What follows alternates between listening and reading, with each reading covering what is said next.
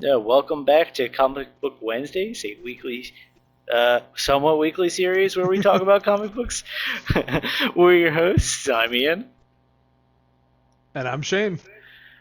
and we're back after a brief hiatus. A lot of change going on in some of our lives here, but Cough, cough. well, we're back with Shane book. Shane, tell us what we got. So we have, and we're starting off with Ghostbusters, written by Eric Burnham. Artist is Dan Schoening, and the second artist is Tristan Jones. Amazing. So, Shane, I feel like you've mentioned these comics all for a while now, and I feel like you've been building to showing us these. Um, I'm not super well versed in Ghostbusters, let's say, lore or extended universe. These seem to take place after the second Ghostbusters. Yep. Um, Now, there's one thing that stuck out. My main question that I had while reading these is they seem Shoot. to talk about Gozer in a way where he is very like well, or he or she or they are very well known, and they've repeatedly show up as the Stay Puff Marshmallow. Could you explain that? Because I'm Yeah. So this was supposed to be the very first introduction to the Ghostbusters comics.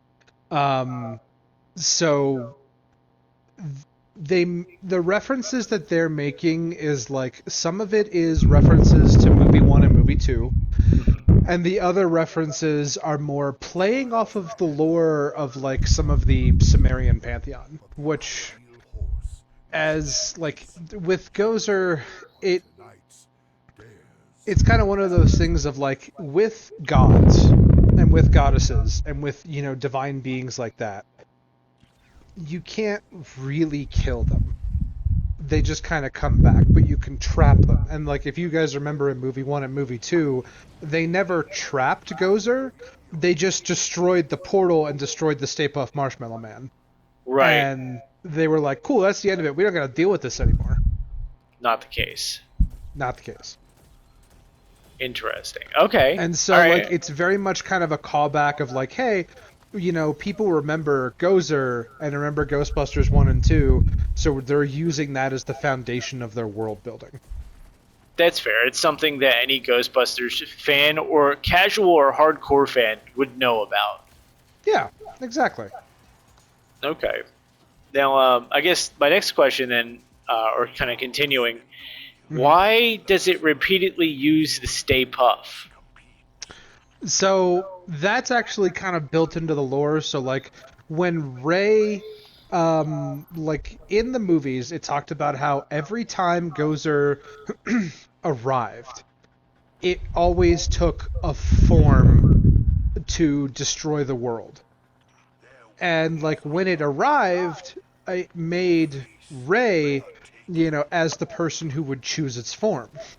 Ray's kind of an innocent like goofball, and so that's what he thought of. And Right. so since Gozer was not captured, they just destroyed the portal. That's why that Stay Puffed, kind of Marshmallow Man continues to appear. And like in the beginning of the book, when you see Ray like kind of having that nightmare and having that like kind of premonition, that's why it appeared as that, is because like he still, it was kind of getting at the themes of like he still blames himself for all the stuff that Gozer did in the city, even though that wasn't his fault. And that's why you had the ghost of, one of my favorites of John Belushi being like, "Hey, that wasn't, you did your best." Right. And so like that's kind of why it hangs with that, Gozer kind of theme. I like that. Okay. That makes sense. All right. So there were that was like the main confusion I had reading these books. Otherwise, I felt they were pretty straightforward, easy to read, not overstuffed with dialogue.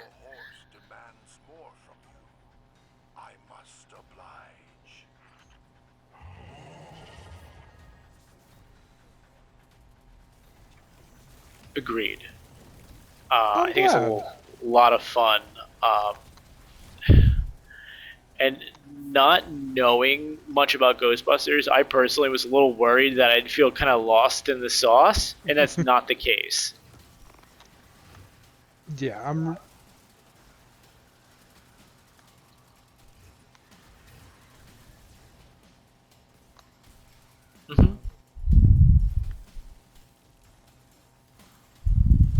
Sure.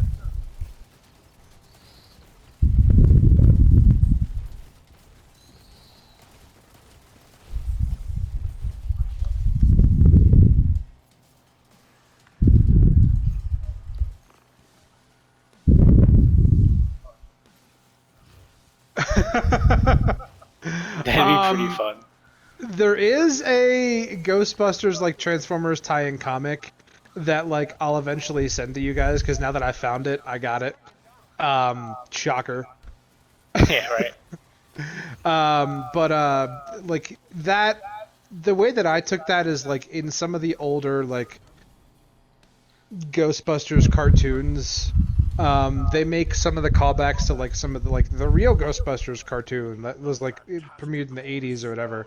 And like there was this haunted car that was like a taxi thing that one of them drove around in that like had a monster come out of it. So they're like some of them are just filled with references. Like one of the big ones that I caught and like I didn't recognize the first time that I read these was one of the cars that got flipped was Kit from Knight Rider, and then the dude that drove away in the van when like they had that pop tire or whatever that they're fixing on the bridge, and the person yelled out "You suck." That was the A-Team van.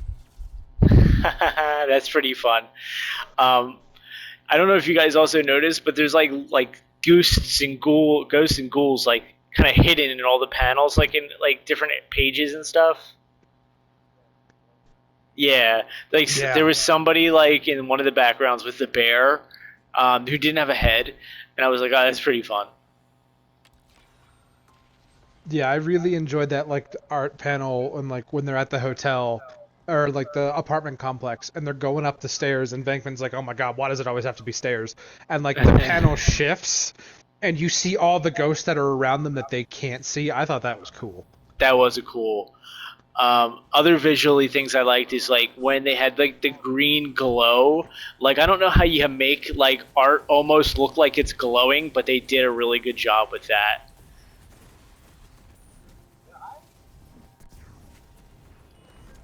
Good. Yeah, I love sharing stuff with you guys, so I'm real glad that you're enjoying them. Oh, thank you, Shane. I'm really am. I do have one critique. I don't like the Yeah. way they made Bill Murray look in this. That's fair. But I feel like there has to be some type of legal thing going on there because he's the one. He looks least like him. Well, like with all of the, and I don't know. I'm just like speculating and guessing here, but like with all of the things that like Bill Murray has like dealt with the franchise, because like there was a while where he was just like, yeah, I don't want to part in this, I don't want to do stuff. But like it made me think, you know, if you were to draw somebody who was like a typical womanizer or a typical douche, what would it look like? And you're like, oh, that's Pete Venkman. Yeah. Yeah. Oh shit. That's just my guess. Hey man, I like it. I can appreciate that. Absolutely. Yeah, I'm interested to see where this book goes. I really like how well it's easy to follow. Like I said, for both casual and hardcore fans. Um, I guess I do have another critique. It just kind of came to me. Yeah, all good. The ghostly villain guy that like goes into like the Schwarmy dude. I don't know The how else to possessor explain it. looking thing. Yeah, yeah. It doesn't feel to me like it lines up with like the art direction that the Ghostbuster films would have. Like it doesn't look like anything else that has come out to be with Gozer, in my opinion. It kind of just feels like its own thing, and maybe that's just them trying to separate themselves from the movies a bit. But like, I actually ended up looking up because I couldn't remember what Gozer looked like, and it just feels so different from what they're doing with the art design in this. I was like, huh, okay, that's an interesting choice. I wonder if there's a story reason for that it looks so different. Like maybe it's not what we think it is, or I don't know. No, that's a good point. And like I, this is kind of a new one for me because like the last time that I read these was like many, many years ago, so I'm like in full, complete transparency. I have no idea. Fair. It's like that part of it specifically, I'm just kind of along for the ride. I know that like in some of the myths and things, and some of the like things that they've taken liberty of changing, like with Gozer and that myth, like I could see maybe if they're doing it that way, but that's just me speculating. Like I honestly have no idea. That's fair. I feel like that's good speculation too. You're kind of like using context clues elsewhere, and drawing conclusions. That's perfect. Yeah, no, I'm excited. Like this is gonna be kind of a long one because like there's several arcs in the graphic novels, and like at some points, like we won't get to these right now, of course, but in future episodes we probably will.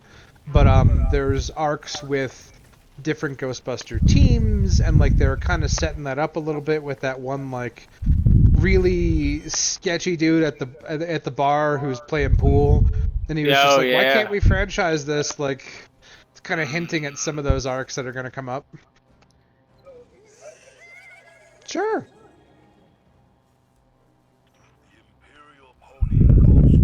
They do. Yeah. Every cartoon piece, every movie, there's even a few ones that they've like personally created, and this is just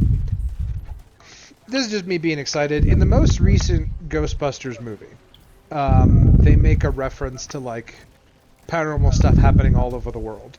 If they wanted to, they could follow the direction of the comic books, and it would fall right in line with the continuity.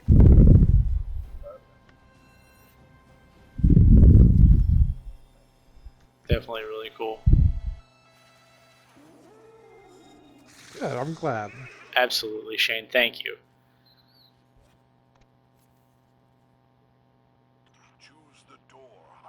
But yeah, So, any other things from you guys, or like any other like plot points or one-liners? Because there was another one-liner that I had saved that I thought was pretty funny, and it was when like there's a famous thing with like them always telling Egon like, "Hey, you're too smart. Like you got to break it down."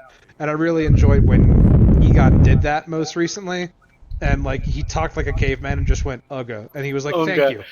Yeah. It's funny because I feel like I've heard you make that noise while joking around. I probably have because like when you think cavemen you think Ugga Bunga, so like Yes, there it is. That's the noise.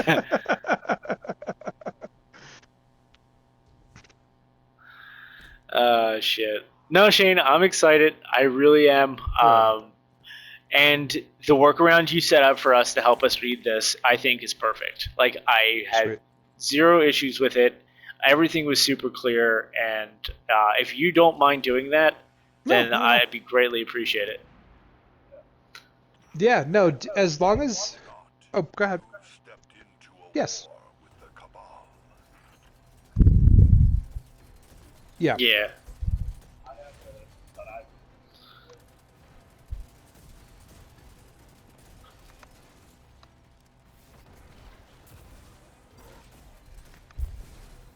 Perfect. Okay. Yeah, no, that sounds good. I'll happily do that. And then like this week we have the next 3 issues coming up. So I'll get those loaded up, send you the screenshots for those, no problem. This also is really nice because it opened up the door for me to do. I have tons of comics that I've purchased in various universes through Kindle. So now that I know that this works, I have so many things to send you guys. Excellent. We're diversifying our books here. Hey, I think between the three of us, we have almost everything at this point. Yeah, we just don't show DC enough love, but We do, that's true. all right. Well, that's it for us, I think, right, Shane? Yeah, Yeah. I don't have anything wrapped up unless you guys have any other thoughts. No, that's it. So, thanks everybody for All right. Excellent. All right, well, thanks everybody for listening, and we'll catch you next week, actually, back on our schedule. That's right. All right, good night, y'all. Have a good night.